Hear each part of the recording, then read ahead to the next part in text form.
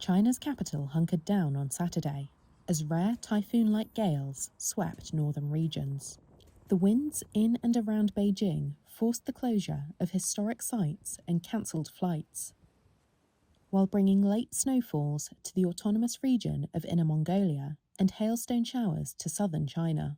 Windows shook and trees crashed onto footpaths and cars, rocked by gusts of wind driven by a cold vortex from neighbouring Mongolia that sent temperatures plunging. The winds started on Friday and are set to continue over the weekend, packing gusts of up to 90 miles per hour.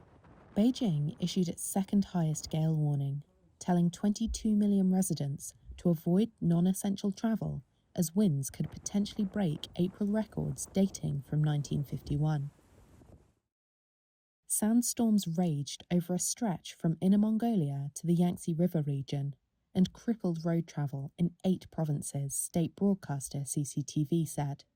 Sandstorms were expected to work their way south to impact Shanghai from Saturday afternoon through to Sunday.